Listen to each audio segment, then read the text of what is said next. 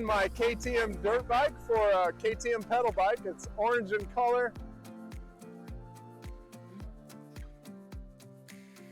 This next episode is going to be on fitness. And if you think that Colorado BDR is hard, you should see Travis dodging through the spring break traffic on the sidewalks on Clearwater Beach, Florida.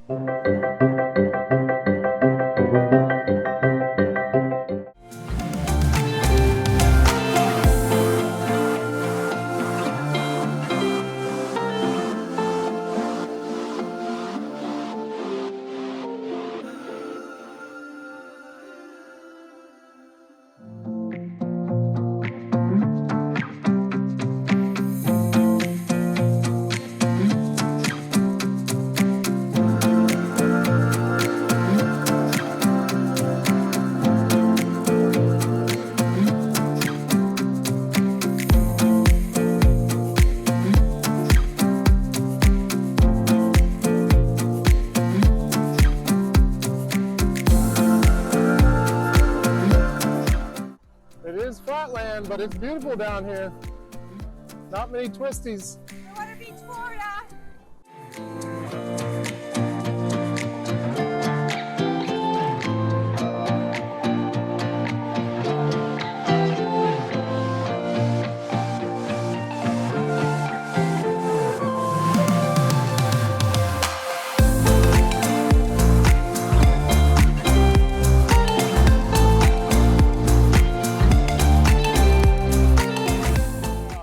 Like Taylor said, we're out here talking about fitness. She's impressing me because she can still talk after running 7 miles.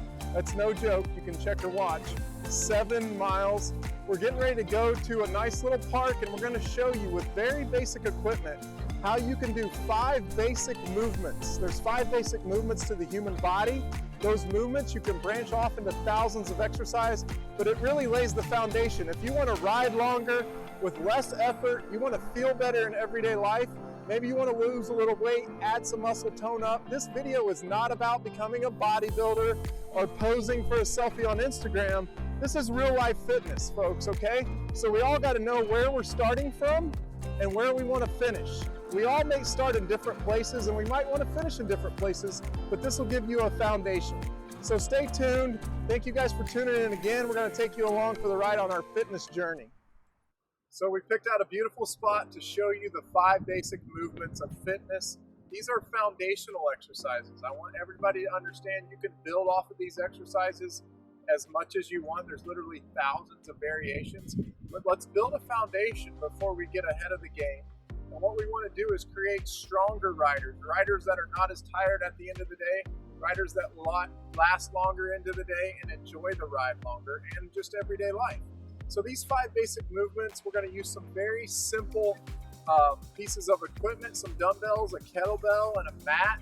You may not want to invest any money into your fitness. I would suggest that you do. I mean, Walmart sells kettlebells and dumbbells now, so there's really no excuse not to get some. But if you don't want any equipment, we'll show you variations you can do without any equipment, and you don't have to invest any money, just a little bit of your time. But your time investment will be huge on returns, and the way you get stronger, the better you feel. So Taylor's going to take over and show us the exercises as I walk her through them. Okay, we're here.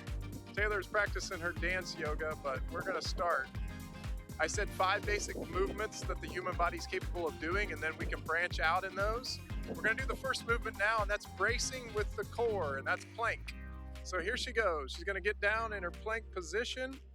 And we want to see a straight body from the head all the way down to the tip of her toes. We want her in a straight position. It's really good, Taylor. Now, if Taylor wants to make this more challenging, she's going to take her thighs and place them together. Good. And then if she wants to make it even more challenging, she's going to pull her elbows towards her toes.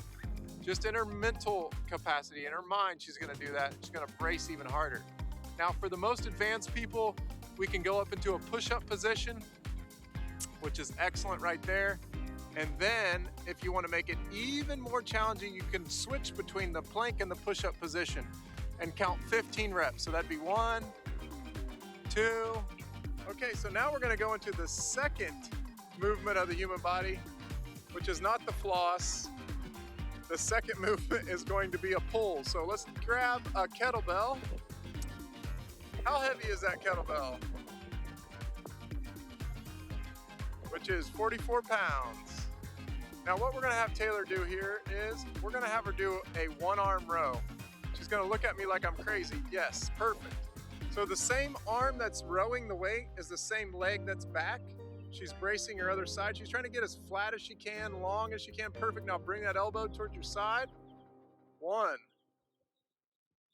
and 2. Good. If anybody is not trained in a while, start out with a higher rep count and a lower weight. This is called the one-arm row. This is working everything in your back, even upper back, all the way down to lower back, the lats. We got some rhomboids, some middle trap working. Now switch arms, show us the other side. So again, she has it in her left hand and her left leg is back. She's gonna try to pull the elbow towards the hip. She's doing a fantastic job of pulling the elbow towards the hip, and she's getting a full range of motion. She's not shortchanging the range of motion. So these muscles are very important, and when you're standing up all day and your hands are on the bars, your upper back starts to feel it, and your lats. That's what we're working on here. Okay, so exercise number 3 is not the funky knees, but we're going to, man, she's in a dance mood today. Exercise number 3, we are going to go back to a press, but we're gonna do it standing overhead. So grab one dumbbell, grab it on each end, perfect. Now, you can have a staggered stance like Taylor, or you can have a inline stance, and she's gonna press the weight overhead. Excellent. As I pan around her, what I want you to notice is she's trying to push it up over her head, and she's trying to keep her spine straight. She's actually squeezing her glutes and her abs as she presses the weight overhead. Now, go ahead and set that down and demonstrate what it would look like if you had a weight in each hand. Thanks for the tip. Yeah, those are pretty heavy for Taylor. So you see the little bit of hip thrust. For you folks at home, if you can do it without the hip thrust and a lighter weight, again, we're working in that 15 rep range. Okay, exercise 4. The 4th basic movement of the body is the hip hinge. Now I will tell you, this is probably the hardest one to learn. Put the hands on your head. So we're gonna watch her from the tip of her head to her tailbone, basically. We wanna see her in a straight line. There's no arch to her back. Perfect. What muscle are you feeling there? She's loading her hamstrings, that's correct. Now go ahead and grab the kettlebell and then demonstrate it with a kettlebell, what it would look like with a kettlebell, same movement, it just adds a component of movement. Now when you're standing, stop right there, Taylor, and follow my voice.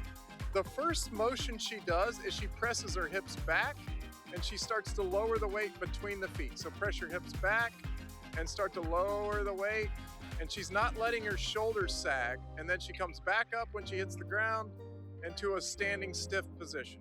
Perfect. Try a couple more with the kettlebell. I want to see that kettlebell in line with her legs. I don't want to see it drift too far out, because if it drifts too far out, she's going to be putting pressure on her lower back. So if the advanced position or the easy position, if that's too much for you, don't grab a weight. Just keep doing it with the easy position. You'll gain flexibility and strength. This would be a position if you're not as flexible as Taylor, and it's going to limit your range of motion. See, it's only going to go so far. There you go. And then demonstrate with two dumbbells for us. Keep those weights really close to your shins, Taylor. Again, the farther out you creep from your shins, the more dangerous it's going to be on your lower back. That's excellent. Couple more reps. I know you're getting tired. You already ran 7 miles today, but that's okay. 8 miles. Sorry, I shortchanged you a mile there. Let me explain a couple things about that exercise. Those are the biggest muscles in the body working, okay? And are probably the most beneficial muscles to you riding a motorcycle, especially if you're standing on the pegs. Because what are we working? We're working our glutes, our hamstrings, our lower back, and we're even getting some upper back in there. So it's called the posterior chain. It's everything on the back side of the body, which is all the muscles that you're using when you're in your attack position on the motorcycle. Elbows up, exactly. It's the same muscle group. It's such an important one. Now let me say one thing. If none of that, if you can't do any of that, which there's nothing wrong with that, that's a very hard movement, go to the lying position on your back, lie down flat on your back, and bring your heels in close. Good. And let's see a glute bridge. Let's see you bridge. Perfect. And down. Pause 3 counts at the top. 1, 2, 3. Give me 2 more reps just like that. 1, 2, 3. All the pressure should be through your heels and into your hands. 1, 2, 3. Excellent. Relax there, Taylor. So that's the very beginning of a hip hinge. If you can't do the hip hinge standing up with no weight, go ahead and drop to the floor. You'll get plenty out of that exercise as well. Okay, and the 5th and final movement, we're gonna call this the squat. So not only are you moving at the hip, you're also moving at the knees. So show us a body weight squat. Excellent. Taylor has excellent flexibility, so she's gonna get low on these, and her butt is actually gonna drop below her knees. Good. That actually equalizes pressure in the knee. For those of you at home that if you can't even do this position, you probably need a little bit more flexibility, and you can put something under your heels, like a small dumbbell or a plate, something to keep your heels off the ground. Now go ahead and try it with a kettlebell, and she's gonna do that same exercise. What I like to cue people on is getting your elbows to your thighs. Good. Pull your elbows in a little bit, Taylor. Yep, and sink them between your thighs. Excellent. She is super low on those squats. You can tell she's working hard, but her hamstrings, quads, and glutes are all working on this. 1 dumbbell, goblet position. And yes, excellent. So elbows to thighs. Good. And again. Perfect. 1 more, pressure in your heels. Excellent job, Taylor. So other than the strength training that we just did, what do you do to stay in such great shape, Taylor? This is my elliptical. I like to do the elliptical. No, I don't really do the elliptical, but I like to do the elliptical. I usually just run, or I like to walk. I like to do strength training with Travis at the gym, and then I'd like to give a shout out to my gym in Clearwater. It's called Regimen Fitness. They've got great staff, great members, great workouts. There's 3 workouts. There's a box, a build, and a burn. The burn is cardiovascular based. There's a build class that's more strength based. And then there's a boxing class, a pew, pew, pew, pew, pew boxing class. So I try to work out at Regimen Fitness in Clearwater 4 days a week at least. And then I try to incorporate some strength training with Travis. And then, of course, run, because I love to run. And now for Taylor's favorite part of every episode. It's where we're gonna eat.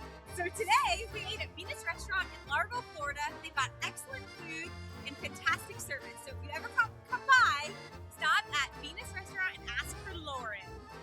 All right, so we just finished our workout, and now we're sitting down to have a little breakfast, because nutrition is the most important thing after a workout. Good nutrition. That's right. Nutrition is at least 80% of a great workout. If you do a great workout and you don't have the proper nutrition afterwards, you basically negated all the hard work you've done. So we came out to Venus Restaurant, and one of Taylor's favorite places. Yeah, it's a great local spot in Largo, Florida. As always in our videos, we got to show the food. So oh, and here it comes. Wait, let it come. Yay! Thank you so much. Yeah, that was fast. Thank you. Great. Thank you. Appreciate it. And the bacon? Oh, perfect. Thank you. Don't forget Taylor's bacon. That was perfect timing. We hope you enjoyed our fun day of fitness. We're pooped. Yeah, as you can see, the sun is setting on our fun day of fitness, and we're out here at the beach. What a great way to end. We do want you to leave a comment below if there was an exercise that didn't make sense, or you want us to design a workout for you. I can tell you this, the motivation to make this video was a premier BMW training that I did, and most everybody there's limiting factor was their fitness, their condition they were in. They had the skills to ride, and they could learn, and they could have gone longer if they were in better shape. So that's what motivated us. So we're gonna watch the sun go down, and Taylor bring us home. Stay tuned for our next episode of Traveler Adventures.